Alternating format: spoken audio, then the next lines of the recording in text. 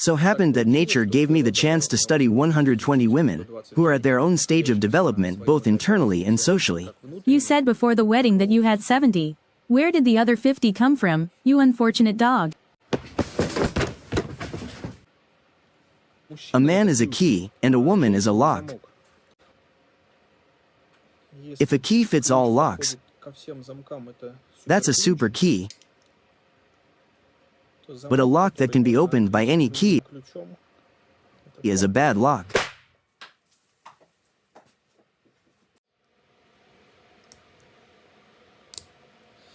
Hello everyone. Many women think that it's enough to grab attention by appealing to lowly male needs, then reveal their rich inner world to the man, and it's a done deal.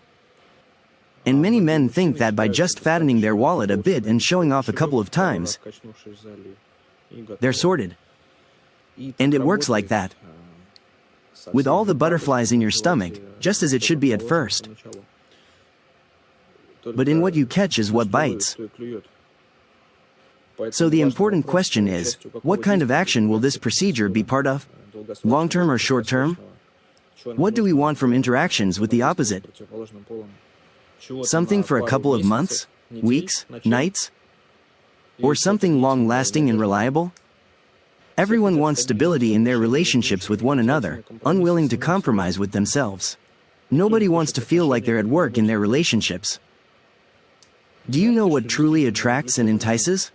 By bringing this knowledge to all, I somewhat lose the opportunity for further calculated use of it, but it will be faster than explaining it to each person individually, even in the language of ISIP. So that when a person is ready to receive this information, they understand it, rather than getting offended today. It's amusing that I won't say anything new. Essentially, people already subconsciously know all of this. But with their current desires to escape from themselves, from their thoughts, from their inner selves, using various useless methods. But you cannot escape from yourself, as everyone knows. And wherever you go, to whomever you go, you always take yourself with you. Therefore, the sooner you start hearing and listening to your inner self, the more time you will have to live for your true pleasure. And it's much more enjoyable. What is the task of psychologists? To help people with their current perception, rather than an innate one. That is, to say what they are ready to hear, and a little of what they want to hear. Because planning for the future and the material aspect also plays a significant role. So, I decided to satisfy my self-serving, selfish, and selfishly altruistic interest by voicing all of this. Because each of us, our views, and our beliefs determine how we will look at things and how we will teach our children to look at things. And when a person is well internally, everything is good externally too. In their home and in their relationships, everywhere and in everything. How a person does one thing is how he do everything. It's just how I said it. Before I address the main problem of all relationships between men and women, I will show the ways to solve it, and I will say that by hearing this and understanding it now, you will lose part of your inner pleasure, because it will become explainable and clear to you. And along with this, it becomes predictable and boring, just like with people. The gaze of a loyal dog is not sexy.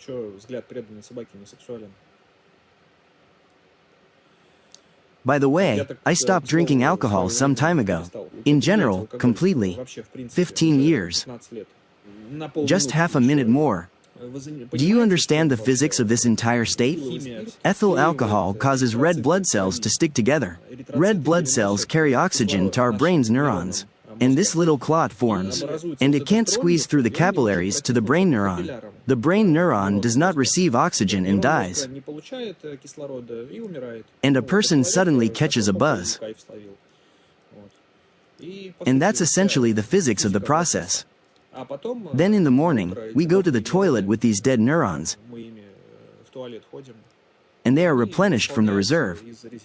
We have billions of them. Only 3.5 to 4% is used. If more, then a person is already considered a genius. That's it. But it is replenished by these green neurons, which do not yet know how to work together, the inexperienced ones. And the human body itself produces alcohol and nicotine and 500 types of drugs. Just so that, for example, our heart doesn't stop from fear, there are many reasons. And when alcohol comes from outside, this natural production stops. Why do you think children are always energetic, cheerful, happy? Without any external influences, not because they have fewer problems. In general, about problems, a person has exactly as many problems as he has created for himself. It is impossible for a person to create a problem. If a person has some kind of problem, it means he hasn't noticed something somewhere. And this is entirely his fault. The same goes for knowledge. A person is always responsible for the knowledge he possesses. If he doesn't use it, it stops functioning properly. This is where the roots of the question come from as to why people enjoy sharing. Basically, with other people. It doesn't even matter what. Moreover, the more pleasure a person on the other side receives from us, the more we enjoy sharing with that person. Many manipulate their feelings to show that they are pleased. There are many examples. Conversely, if we don't provide pleasure, we think, oh, well, we'll find someone else. Why do we need this one? So, what's the malfunction in the program of human nature concerning relationships? Where has nature once again thrown us a curveball? Damn, damn, damn, damn, damn. I dictated for 10 minutes and didn't press record. I was dictating to an empty screen. Idiot. So, I'm pulling a phrase out of context. A man's emotional attachment to a woman serves as a signal for her to realize her maternal programs and is the basis for control.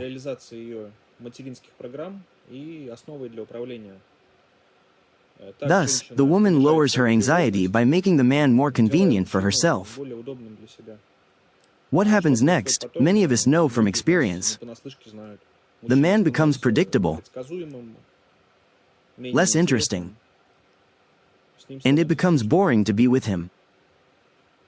What is the main harm of marriage? Marriage eradicates selfishness from people, and selfless people are colorless. They lose their individuality. Moreover, it is precisely selfishness. There are two forms of it, so to speak, right and wrong. The right one is when a person thinks of himself at his own expense. The wrong one is when a person thinks of himself at the expense of others. There is a funny definition of selfishness. It's a person who acts as he wants instead of acting as I want. So, that's the essence of the accusations.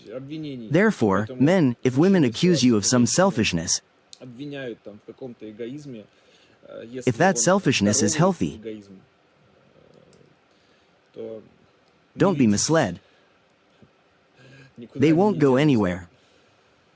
But only if it's healthy. Women are simply realizing their maternal program, making you more accommodating. Let's go back, we got sidetracked. What do we have? The woman has emotionally tied you, made you compliant, got bored, and left to conquer someone else. Is that it? A dead end? No, it's not a dead end. This is just a superficial program after all. Unfortunately, many people think superficially today as well. The eternal problem of women. A woman wants to find a man who is cool enough to meet all her needs and desires, but at the same time, he has to be dumb enough to be under her complete control. That's how they poor souls look for something that doesn't exist in nature. And they call those hormonal surges love, which can be skillfully induced in any person. And it is always finite. Have you ever heard the phrase that if a person had to die, then the one who loved them doesn't stop loving? What conclusion can be drawn from this phrase? That in all other cases, love in the popular sense of the word always ends. Some smart individuals, by the way, specifically create situations in which one can see how a person behaves and what they are like when not under hormonal influence. After all, when we love, we always treat the object of our love well and correctly. Not at all hiding the truth. So if it's for the future, and not out of boredom, then be able to see the behavior of the side without butterflies. Give a person what they want. Let them feel you are convenient. As they say, if you want to win, you first have to lose. I've approached the category of women that I call not worth it.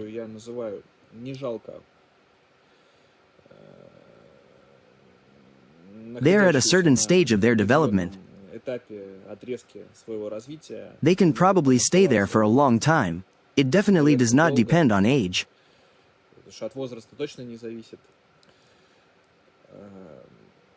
They believe that men should pursue women. In other words, to get the opportunity to serve her, they think in such parameters.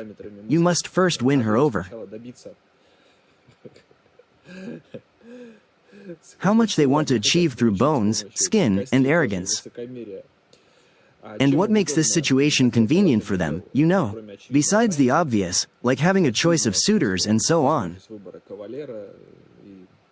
It's beneficial in that with such an approach, they won't have to answer for anything. They do not take on any responsibility. And then, when the butterflies in their stomachs have flown away, and when the next one appears on the horizon, which often coincides, the exaggerated thought becomes, oh, he chose me himself, achieved it, came to me. I didn't even call him. Women with such thinking regard any attention shown to them as some initial stage of their conquest. They are blinded by their inflated self-worth. Whether it is independent or aided by some miserable psychologists or groups, nurturing their own exceptionalism. By putting themselves on display, positioning themselves as prey, they are repeatedly hunted and replaced. And they look for reasons in their appearance, beauty, or skills in bed. Meanwhile, they blame men for being such jerks. Consumerism is not about consuming consumers. Yes, the nature of interaction between men and women is not built on interests like in friendships. They rarely last if they can be sustained in the medium term. They are still temporary and then disappear. It is based on instincts, but on natural instincts. And naturally, a man is a male, a provider, a protector. A woman is the builder of comfort, coziness, and a psychological atmosphere in relationships, the very builder of the family. The family is a woman's achievement, just like the dissolution of a family is the woman's fault. If your family fell apart, it means you are that kind of woman. This is well known, I didn't make it up. That is, a man kind of provides, invests in a woman, and she spreads these investments across the family.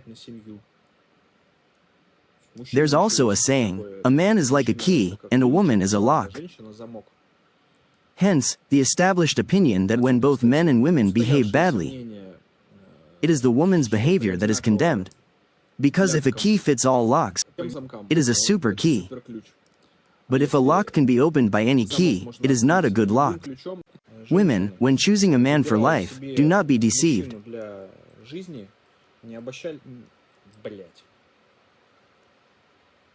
Can I skip the retake and just say the right word?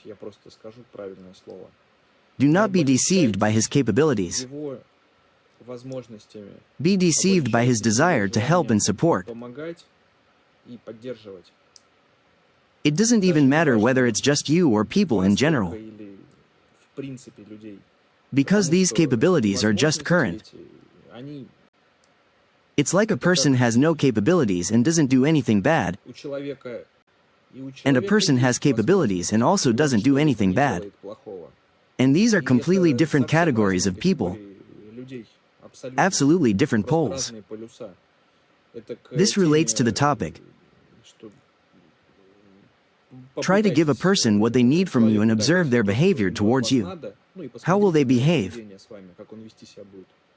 Become weak, pliable, convenient, and see if the person changes. How will they treat you? Will they try to help you overcome your weakness, or will they try to take advantage of that weakness? And don't try to hook or keep them with sex. Unless, of course, you are ready to constantly blindfold them to prevent other women from catching them with the same bait. Because believe me, there will be women who are 100 times more beautiful and smarter than you. And in general, looks are always temporary. Some people get used to it over the years, some in months, some in days, and some don't pay attention to it at all. It depends on what tasks the person has. And if you believe that you are only worthy of transactional relationships, then okay. Use a man until you get bored. Keep believing that money is proportional to happiness and that he is just the main thing for you. Continue to believe that money is proportional to happiness and it is just the main thing for your children. A man with serious intentions values your modesty and simplicity. This is a classic. It is always in fashion. You are not a decoration for him to show off for other people, and he does not prove anything to them at all. And it will not happen to you because of sex, believe me. Isn't that what you all want? I remembered a funny saying. The day before yesterday I jerked off with my left hand, yesterday with my right, today I was with woman, pitiful semblance of my left hand. It was not born out of nowhere. Moreover, women who often pretend to be such bitches and such bitchy ladies, they, as a rule, even in bed, I read this somewhere, they don't really know how to do anything. Men. Reliability in you is important to women, and not some kind of snotty love of yours, no matter how much women shout about it. Even about your notorious betrayals. Men cheat in body, women in soul. Women understand this very well, and starting a relationship with a rag, choosing market relations. There, of course, I'll be the only one to milk you. Therefore, it is not quite in our nature to forgive their betrayal. However, if you are content with small things such as her body and your own some sappy elevated feelings, then do not worry. Remain part of their natural program to make things convenient for themselves. Just don't forget how it ends up later. They will always calm you down with their breasts. They will tell you many pleasant words, sing songs. These are women. Your steadfastness, your invulnerability, your self-confidence are important. They subconsciously test you for that, trying to identify weaknesses, to shake you emotionally. This is a kind of filter, because by nature they want to reproduce offspring from the stronger. And then they are indifferent to your money, appearance, and everything else. They want to be married. That is, to a husband. A husband who will take the first, the main, the most painful blow of fate.